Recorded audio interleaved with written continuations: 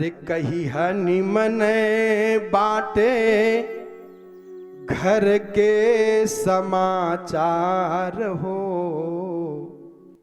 आप जाइए और भैया से कह देना कि घर का समाचार सब ठीक है, टेंशन उनको मत देना। कही हनी मने बाटे घर के समाचार हो, पूछे जो हमार बीरना। कही हनी मने बाटे घर के समाचार हो, पूछे जो हमार बीरना। का चिट्ठी देई कही दी है गाँव नगर कुशलाई। का चिट्ठी देई कही दी है गाँव नगर कुशलाई। संकट में बाटे धरतिया सगरो भारत माई। संकट में बाटे धरतिया सगरो भारत माई। हरदम गोला लिहले रही तैयार हो। हरदम गोला लिहले रही तैयार हो, पूछ जो हमार बीरना। हरदम गोला लिहले रही तैयार हो, पूछ जो हमार बीरना।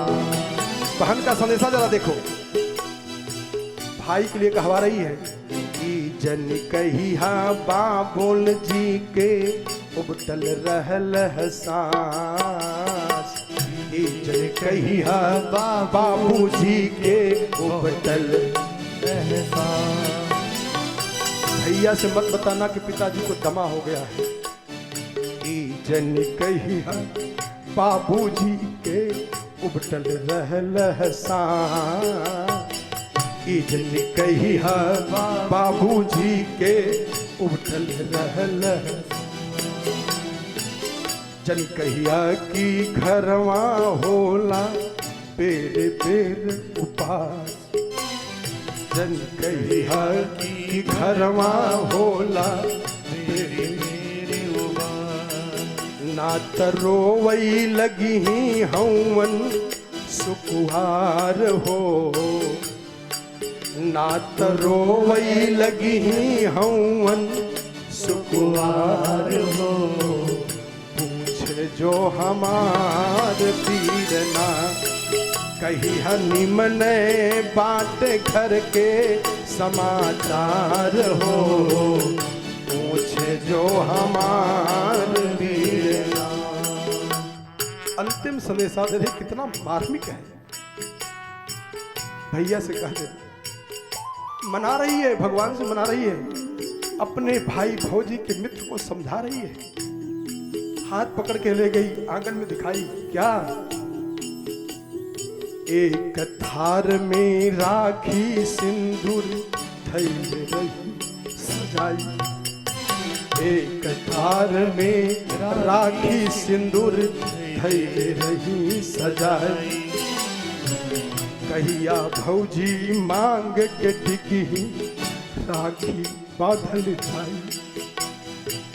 कहिया भौजी मांग के टिकी राखी बांधल जाई। थारी राखी जाई गंगा जी के धार हो। थारी राखी जाई गंगा जी के धार हो, जो हमार बीरना। कही हनी मने बाट घर के समाचार हो, पूछे जो हमार बीरना।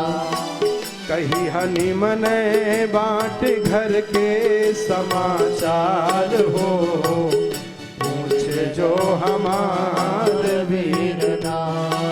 कही हनी मने बाट घर के समाचार हो, पूछ जो हमार बीरना। पूछ जो हमार बीरना। ऐसा प्रेम है। लेकिन यही रुक्मी अपने स्वार्थ के चक्कर में पड़ा, बहन ने बचा लिया। और तब आए दाऊ दादा, और दाऊ दादा ने समझाया, और घर में जाकर के द्वारिकापुरी में जाकर के विधि विधान के साथ वैदिक रीत से विवाह हुआ। और वैदिक रीत के साथ विवाह होने के बाद कहते हैं कि प्रथम पुत्र जन्म लिया रुक्मिणी जी के गर्भ से, जिसका नाम पड़ा प्रद्युम्न। प्रद्युम्न कौन है? देखो सुखदेव जी बोल रहे हैं, ये सूत्र है, इसलिए कहा कथा सारम। भागवत जी कथा कथा नहीं है, क्या है? समस्त कथाओं का सार है, तत्व है। कहा कि सुखदेव जी बोल रहे हैं, परीक्षित रुक्मिणी जी के गर्भ से जो प्रथम बालक जन्म लिया कौन है? कहते हैं कामस्तु वासुदेवांशो। आहा, देवांशो, वासुदेवांशो, वासुदेव का अंश।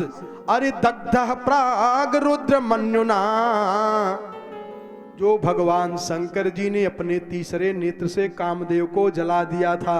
और जब रति रोई थी कि हमारे पतिदेव कैसे मिलेंगे, तो भगवान शंकर जी ने कहा था कि द्वापर युग में भगवान नारायण का अवतार होगा और उन्हीं के पुत्र के रूप में आपके पति मिल जाएंगे। कहा दग्ध प्राग रुद्र मन्युना और देहोपपत्तये भूय स्तमेव प्रत्यपद्यत। और दूसरा कारण कहा, जब रासलीला हुई थी तो रासलीला में उत्तम भयम रतिपतिम रमयान चकार। रति के पति को जब भगवान ने उल्टा टांग दिया तो रति के पति ने कहा, कामदेव ने कहा, हे महाराज मैं दुनिया का भले बाप हूं लेकिन मैं आपका बेटा बन करके आऊंगा। आज वही कामदेव इनके यहाँ भगवान श्री कृष्ण के यहाँ रुक्मिणी के गर्भ से पुत्र के रूप में पैदा होता है, जिसका नाम रखा गया प्रद्युम्न। और इधर एक राक्षस राज है शंबरासुर। शंबरासुर ने जाकर के ब्रह्मा जी से पूछा कि मेरी मृत्यु कैसे होगी? ब्रह्मा जी ने देख करके बताया, कहा तेरी मृत्यु द्वारिकाधीश के द्वारा जो प्रथम पुत्र पैदा होगा उसी के द्वारा होगी। अब शंबरासुर घूम रहा है, और जब बालक का जन्म हुआ तो प्रसूति गृह से ही बालक को ले जाकर के सोचा कि मार दूं। और उस बच्चे को जब लेकर के बढ़ा तो रास्ते में देवर्षि नारद मिले। अरे कहा शंबरासुर, कहा ये बालक इसी के द्वारा मेरी मृत्यु होगी। कहा बच्चों की हत्या करना, स्त्रियों की हत्या करना कितना बड़ा पाप होता है जानते हो? कहा वो तो ठीक है लेकिन इसके द्वारा मेरी हत्या हो जाएगी। कहा ठीक है लेकिन कोई दूसरा उपाय करो, अपने हाथ से बच्चे की हत्या करना बड़ा पाप लगता है। तो नारद जी के समझाने पर वो राक्षस राज शंबरासुर ने उस बच्चे को ले जाकर के सागर में फेंक दिया, समुद्र में फेंका। और एक बड़ी मछली, अरे राम राम, बहुत बड़ी मछली उसको निगल गई और जब अपने मुंह में ले लिया। और इधर रति को पता था कि हमारे पति इन्हीं द्वारिकाधीश के यहाँ मिलेंगे, लेकिन यहाँ से गायब हो गया, बच्चा पूरा गायब हो गया प्रसूति गृह से। और तब एक जगह कथा हो रही थी, देवर्षि नारद कथा सुना रहे थे, वहीं रति भी जाकर के सुनी और देवर्षि नारद से प्रणाम किया, महाराज हमारे पति कहाँ मिलेंगे? कथा का ये प्रभाव है, नारद जी ने बताया कि तुम्हारे पति मिलेंगे शंबरासुर के दरबार में। कैसे मिलेंगे? अब ये तुम्हारा काम है। वो रति छद्म भेष धारण किया, माया का रूप बनाई और माया की स्त्री बनी और अपना नाम मायावती रख लिया और शंबरासुर के यहाँ भोजन बनाने का काम करना शुरू कर दिया। क्यों? अपने पति को पाने के लिए। और मछुआरा जाल लगाया था, वो बड़ी वाली मछली फंस गई। जब फंसी तो बहुत बड़ी मछली, मछुआरा सोचा कि छोटा सा परिवार, इतनी लंबी चौड़ी मछली फाड़ूं, अगर इसको चीरू फाड़ूंगा तो मांस इसके ज्यादा है, खराब हो जाएंगे। और इस मछली को ले चल करके मैं राजा शंबरासुर को देता हूं, वहां पुरस्कार है, राजा कुछ भी देगा तो हमारा नाम भी हो जाएगा। ले गया, मछली दिया राजा शंबरासुर के यहाँ। राजा शंबरासुर ने बुलाया वो भोजन बनाने वाली को, कहा भोजन बनाओ, ये मछली लो। और उनको पहले से आभास है, क्योंकि नारद जी ने बताया था कि यहीं तुम्हारे पति मिलेंगे। कथा भैया सब कुछ बता देती है, जिस भाव से आप सुने आपका सारा भाव पूरा हो जाएगा कथा से। देखो हम संकल्पित कथा कह रहे हैं इसलिए उस भाव पे नहीं जा सकते हैं, नहीं तो आपको बताऊं, कभी दिखाऊंगा इस कथा का चमत्कार। आप चाहे जो सोच करके आओ हमारे पास और हम कथा सुनाते रहेंगे, आप बताना मत कि हम क्या सोच के आए, क्या हमारा प्रश्न है। और उसी कथा के माध्यम से आपका प्रश्न भी आएगा, उत्तर भी मिल जाएगा अपने आप से। ये हमारा जादू वोदू नहीं रहेगा, कथा का ये चमत्कार ही है, ये कथा अपने आप कर ही देती है। एक छोटा सा प्रसंग बता दूं आपको। एक विद्वान आया, बहुत बड़ा विद्वान, काशी जी में। तो ये हुआ कि शास्त्रार्थ होगा, शास्त्रार्थ होगा।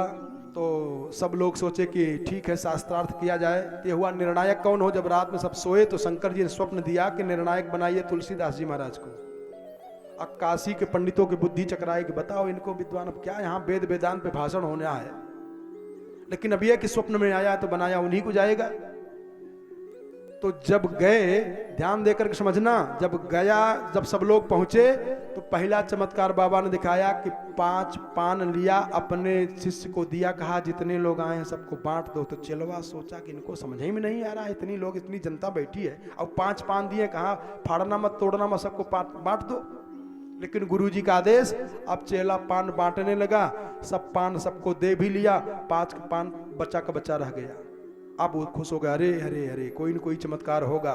ध्यान देना, 5 चौपाई लिख करके गोस्वामी तुलसीदास जी महाराज उस विद्वान को पकड़ाए, कहा जो तुम पूछ रहे हो ये 3 चौपाई, जो 3 प्रश्न लेके आए वो तीनों चौपाई में अर्थ है, और उसके नीचे वाली चौपाई हमारा प्रश्न है, अगर तुम्हारी माँ ने दूध पिलाया तो इसका उत्तर दे लो। और जब देखा हो 5 ही चौपाई दे के चरणों में साष्टांग लेट करके प्रणाम कर लिया।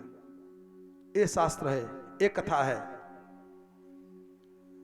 नारद जी ने बताया। और ये रति मछली के पेट को धीरे से फाड़ी, क्यों? क्योंकि उसको आभास है, शंका है कि हमारे पति कहीं मिल सकते हैं। जब मछली के पेट को धीरे से चीरा लगाई, उसी में से एक सुंदर बालक निकला। जब बालक को देखी तो जान गई कि हमारे पति हैं। उसका लालन पालन करना शुरू कर दिया। सुखदेव बाबा कहते हैं कि नाति दीर्घेण कालेन, वो बालक बहुत जल्दी से बढ़ना शुरू कर दिया, बहुत जल्दी जल्दी बढ़ रहा है। हरिश कार्षणी रूढ़ यौवन हरि जनयामास नारीणाम। कोई भी स्त्री देखे तो मोहित हो जाए, इतना सुंदर वो बालक, और दिन दूना रात चौगनी बढ़ रहा है। सुखदेव बाबा कहते हैं सातम पतिम पद्मदलायते क्षणम प्रलंब बाहुम नरलोक सुंदरम। लंबी लंबी भुजाएं, सांवला स्वरूप, सुंदर सुंदर आंखें, सुंदर सुंदर मुखमंडल। एक दिन एक पलंग पर बैठे, कौन? प्रद्युम्न जी महाराज, और रति नीचे बैठी हुई। जैसे कोई पत्नी अपने पति से मजाक करती है, ऐसे ही रति ने प्रद्युम्न जी से मजाक किया कि सातम पतिम पद्मदलायते क्षणम प्रलंब बाहुम नरलोक सुंदरम सब्रीडहासोतभिभत भ्रुवेक्षति प्रीत्योपतस्थे रतिरंग सौरते। मजाक किया, परिहास किया। थोड़ा समझना, जितने नवयुवक बैठे हो समझ लो, नवयुवतियां बैठी हैं समझ लो, बहुत ध्यान देकर समझ लीजिए। ऐसे हैं प्रद्युम्न जी महाराज, जो पूरे दुनिया में सबसे सुंदरी है, उसका नाम है रति। वो स्वयं मजाक करना चाह रही है, लेकिन प्रद्युम्न जी ने क्या कहा? कहा मातृभावम अतिक्रम्य वर्तसे कामिनी यथा। आप हमारा लालन पालन की हो, इसलिए आप मेरी माता के समान हो, और मातृभाव का आप अतिक्रमण करके हमसे कामनी के जैसा व्यवहार कर रही हो, ये शोभा नहीं देता है। और तब रति कही कि भवान नारायण सुतः शंबरेण हृता गृहात्। महाराज, आप कि मैं मां नहीं हूं, मैंने लालन पालन नहीं कि मैं आपकी दासी हूं, सेवा करना हमारा कर्तव्य है। अरे आप भगवान के पुत्र बनकर के आए हैं, मैं जन्म जन्मांतर की, युग युगांतर की, कल्प कल्पांतर की आपकी दासी थी, हूं, रहूंगी। मेरा नाम है रति, आप हैं महाराज कामदेव। देखो, स्त्रियों का ये कर्तव्य होता है, ये धर्म है, स्त्री का परम कर्तव्य है। और एक बात जान लो, ऐसे चरित्रवान होना चाहिए। जैसे देखा इनका कितना बढ़िया चरित्र दिखाया, ये ऐसे पुरुष को चरित्रवान होना चाहिए। और इस प्रसंग को लेकर के भाव राज्य में आकर के गोस्वामी जी ने समस्त नवयुवकों को, नवयुवतियों को समझाया, बहुत बढ़िया समझा दिया है। कहा सो पर नारी लीलार गोसाई, सो पर लीलार गोसाई, तजऊ चौथी के चंद्र की नाई, तजऊ चौथी के चंद्र की नाई। भैया काहे ऐसा कर दे, हम तो देखे पराई नारी देखे, क्या करें? इशारा किया। चौ चाहिए आपन कल्याणा जऊ चाहिए, आपन कल्याणा सुजसो सोमति सो भगति सोखनाना, सुजसो सुगति सो भगति सोखनाना। हरि सो पर नारी लीलार गोसाई, जो पर नारी लीलार गोसाई, तजहू चौथी के चंद्र की नाई, तजहू चौथी के चंद्र की नाई। अच्छा तो अब क्या करेंगे? कलयुग में तो पर्दा लगाऊ ही नहीं करेंगे, यह एक नया फैशन चल गया है। तब क्या करें? गोस्वामी जी कितनी दूरदृष्टि है। तो कहा भैया अपनी दृष्टि को आप ठीक कर लीजिए। कहा कैसे? कहा अगर परनारी के लीलार को नहीं देखना है और मानेगी नहीं, ढकेगी नहीं, तो क्या करोगे आप? अपनी दृष्टि को कथा के सत्संग के आंजन लगा लो और क्या करो? देवी पूजी पद कमल तुम्हारे, पैरों को देखें। जय हो माता जी की जय जयकार हो। कमल तुम्हारे, देवी पूजी पद कमल तुम्हारे, देवी पूजी पद कमल तुम्हारे, सुर नर मुनि सब हो ही सुखारे, हे सुर नर मुनि सब सुखी हो जाते हैं। ही सुखारे, हरि सुर नर मुनि सब हो ही सुखारे, सुर नर मुनि सब हो ही सुखारे। और माताओं का परम कर्तव्य है, देवियों का परम कर्तव्य है, स्त्रियों का परम कर्तव्य है कि पत्नात् त्रायते इति पतिः, अपने पत्नात्, गलती हो गया, पत्नात् त्रायते इति पत्नी ही, अपने पति को पतन से जो बचा ले वो है धर्म पत्नी। इसीलिए कहा जाता है कि पैसे से औरत चाहे जितना खरीद लो पा जाओगे, लेकिन धर्म पत्नी नहीं पाओगे। धर्म पत्नी का लक्षण क्या है जरा देख लें और ये विचार बनाएं और आज से मन में संकल्प ले लें कि अगर ये गलती होती हो अब सुधार लेंगे। एक लड़की की विदाई हो रही थी तो लड़की के पिताजी ने कहा कि बिटिया चिंता मत करना, ये मोबाइल लेकर के जाओ, अगर जरा से ससुराल वाले परेशान करें ना तो थोड़ा मिस कॉल करना इस पे। AK-47 से इनका पूरा जो AK-56 है ना, पूरा AK-56 से छप्पर गायब कर देंगे। अब माताएं क्या समझाई, बिटिया ससुराल में जाना तो जरा बढ़ाना है और वहां का सब बढ़ा करके आके आना, भैया तुम्हारा नाम हो जाए। और लौट के आए जब ससुराल से तो कहीं माता जी खूब बढ़ा के आई हूँ। कहा क्या? कहा पहले एक ही चूल्हा जल रहा था, अब 4-5 करा के आई हूँ। इसलिए यहां देखें सुखदेव जी महाराज कह रहे हैं, रति अपने पति प्रद्युम्न जी को धर्म में आरूढ़ कर रही हैं, धर्म से पतन न होने दें। ये धर्म पत्नी का कर्तव्य है कि अगर पति रास्ता भटकता हो तो ये न के न प्रकारेण चाहे जैसे उसको फिर धर्म पे लाएं, ये धर्म पत्नी का कर्तव्य है। देखो रति अपने पति से जब मिली संबरासुर के यहां तो कह रही हैं कि परिसोचति ते माता, अपने पति के हृदय में माता जी का प्रेम भर रही हैं। यह है धर्मपत्नी का लक्षण। प्रद्युम्न जी के मन में यह भी आ सकता था कि हमको ये अपहरण करके लेके चला या हमारे माता पिता से कोई मतलब नहीं रख गया, लेकिन रति कह रही है, उनकी पत्नी कह रही है कि परिसोचति ते माता हरि कुररीरी वगत प्रजा पुत्र स्नेहा कुलाधीना विवत्सा गौरीवातुरा।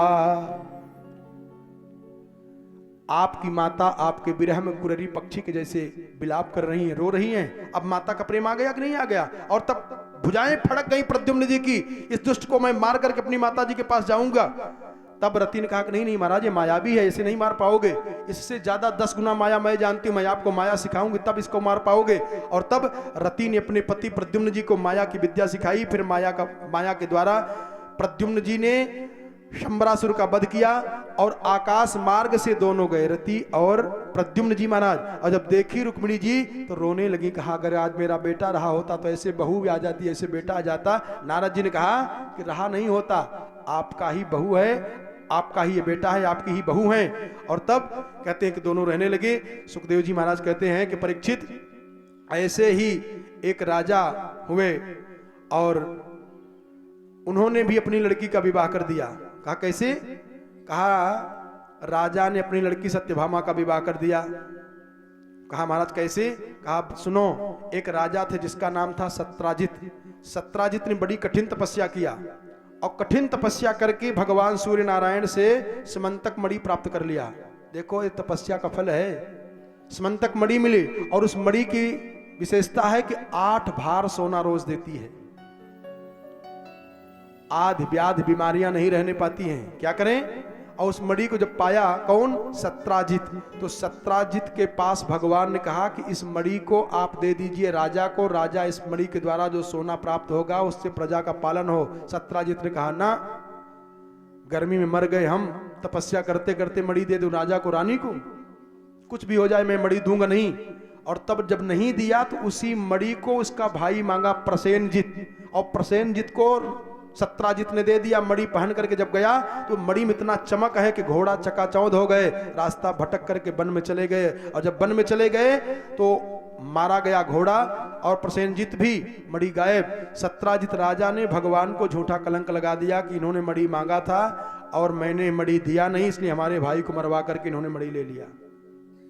भगवान इस झूठे कलंक से बचने के लिए नरलीला किए, द्वारकापुरी के संभ्रांत व्यक्तियों को साथ में लिया और जिधर से रथ गया था प्रसेनजित का, उसी रास्ते से जब गए तो देखे घोड़ा मरा पड़ा हुआ है, प्रसेनजित मरा पड़ा हुआ है। उसके बगल से शेर का चरण चिन्ह दिखाई दिया और शेर के चरण चिन्ह के पीछे पीछे भगवान गए। कुछ दूर में जाकर के देखा तो शेर भी गिरा मरा पड़ा हुआ है। उसके बाद एक रीक्षराज का चरण चिन्ह दिखाई दिया, उस चरण चिन्ह के सहारे सहारे गए तो गुफा में रास्ता गया और भगवान ने उनको कहा आप लोग यहीं बैठे रहो। द्वारिकापुरी के सदस्य सब बैठे रहे। भगवान अंदर गए तो एक लड़की उस मणि को लेके खेल रही है। भगवान मणि पे हाथ रखे, लड़की चिल्लाई, लड़की का बाप दौड़ा और दोनों में लड़ाई हो गई। कहते हैं बहुत लड़ाई हुई। वो जाम्बवान है, जाम्बवान से और भगवान श्री कृष्ण से खूब लड़ाई हुई। और 27वें दिन भगवान ने एक घूसा जोर से मारा जाम्बवान को। जब गिरे तो बुद्धि ठीक हो गई, भगवान का दर्शन किए, विराट रूप का दर्शन किए और चरणों में गिर पड़े। भगवान ने कहा कि मणि हमको दिला दो, इसी मणि की वजह से लोग हमको कह रहे हैं कि इन्होंने प्रसेनजित का वध करा दिया है। तो जाम्बवान ने कहा महाराज मणि तो देवे ही करूंगा और एक मणि हमारी तरफ से भी ले लो। कहा कौन? बिटिया वाली मणि। कहा उस मणि को भी लेकर के भगवान के हाथ में समर्पित कर दिया। भगवान के एक विवाह और हो गया। श्री रामानुजाचार्य जी महाराज ने इसका अर्थ किया है। इसका अर्थ क्या किए हैं वो? नाय मात्मा प्रवचनेन लभ्यो न मेधया न बहुना श्रुतेन यमे वै सुवृणुते तेन लभ्य तस्यैव आत्मा विवृणुते तनु स्वाम। एक भाव तो ये है कि ये मंत्र कह रहा है कि परमात्मा का साक्षात्कार कोई कर नहीं सकता है। कोई बहुत बड़ा प्रवचन करने वाला हो वो कहा नहीं कर सकता है। ना मेधया, बहुत बड़ा बुद्धि वाला हो, बहुत बुद्धिमान हो वो, कहा वो भी परमात्मा साक्षात्कार नहीं कर सकता है, आत्म साक्षात्कार नहीं कर सकता है। न बहुना श्रुते, न बहुत सुनने वाला वो भी नहीं कर सकता है। तो कहा फिर कौन करेगा? कहा यमे वै सुवृणुते तेन लभ्य। एस यम परमात्मा यम साधकम प्रार्थयते तेन लभ्य। परमात्मा जिस साधक के ऊपर कृपा करके अपना बना ले वो भगवान के विषय में कुछ जान सकता है। अपने बल से, अपने विद्या के बल से, तप के बल से, जप के बल से नहीं जान सकता है। एस परमात्मा यम साधकम प्रार्थयते तेन लभ्य। ओ परमात्मा जिस साधक को चाह लेगा, भजन करते रहो करते रहो। कैसे? कहा जैसे स्वयंवरा कन्या जैसे एक राजसी विवाह होता है तो उसमें लड़की स्वतंत्र होती है, बरमाला लेकर के निकलती है, सब राजकुमार लोग बैठे रहते हैं और वो स्वतंत्र है, जिस भी किसी राजकुमार के गले में बरमाला डाल दिया वही उसका पति बन गया।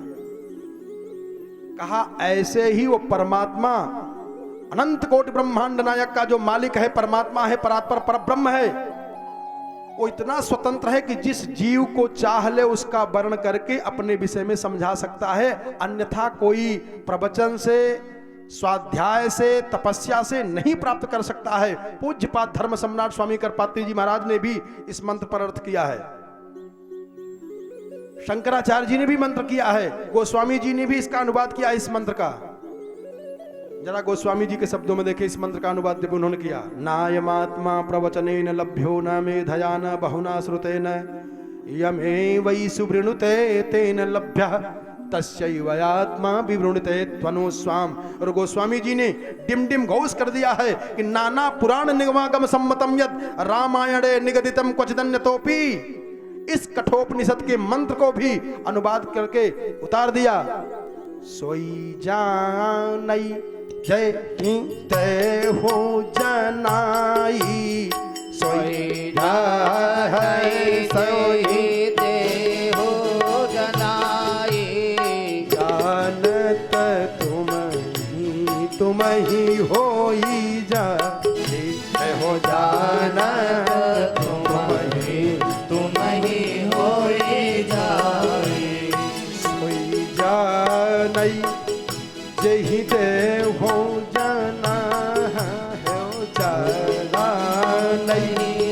जही देव हो जनाई, जानत तुम ही होई जाई, जानत तुम ही होई जाई। आप जिसको जना दे, जो भगवान को जान जाता है ना, तो जानत तुम ही होई जाई। पारस मणि की विशेषता है कि लोहे को छू करके सोना बना देता है, लेकिन उस सोने को दूसरे लोहे में छुड़ा दो और वो सोना बना दे, नहीं बना पाएगा। लेकिन भगवान की कृपा है, भगवान का चमत्कार है कि जानत तुम ही होई जाई। तो भगवान करते क्या हैं, अपने भक्त को भ्रम से, मोह से मिटा देते हैं लीला के द्वारा। अर्जुन को मोह हो गया, भ्रम हो गया, भगवान इतना विवाह कर रहे हैं। अर्जुन ने क्या किया, मन में सोचे, और भगवान ने सोचा कि इनका कल्याण कैसे हो। तो पांचों पांडवों के साथ में हस्तिनापुर से घूम रहे थे और देखा तो जमुना जी के किनारे एक बड़ी सुंदर लड़की बैठ करके पद्मासन लगा करके तपस्या कर रही है। और भगवान ने अर्जुन को भेजा, हे अर्जुन जाओ और जा करके जरा पता लगाओ कि लड़की इतना कठिन तपस्या क्यों कर रही है। और किसी पांडव को नहीं भेजे, अर्जुन को भेजे। अर्जुन गए और अर्जुन जा करके उस लड़की के पास पहुंचे और कह दिया कि का त्वम कस्यासि सुश्रोणी। क्या बात है, अर्जुन करें कि हे सुंदरी आप कौन हो, अपना परिचय बताओ, और यहां इतनी कठिन तपस्या क्यों कर रही हो। हरि मन्ये त्वाम पतिमिच्छन्ति सर्वम कथय शोभने। हे सुंदरी सही सी बताओ, पति प्राप्त करने के लिए तपस्या कर रही हो क्या, क्या बात है। तब वो लड़की कह रही है कि अहम देवस्य सवितुर। लड़की को, कन्या को संस्कृत में दुहिता कहा जाता है। देखो शब्द आया है क्या। उस लड़की से अर्जुन ने पूछा कि हे सुंदरी, हे सुंदर नयनों वाली, हे सुंदरी आप इतनी कठिन तपस्या जमुना जी के किनारे क्यों कर रही हो। तो लड़की कर रही है, और कहा कि अपना परिचय बताओ, आप हो कौन। तो लड़की कर रही है कि अहम देवस्य सवितुर, मैं सूर्य भगवान की हरिदुहिता पतिमिच्छति।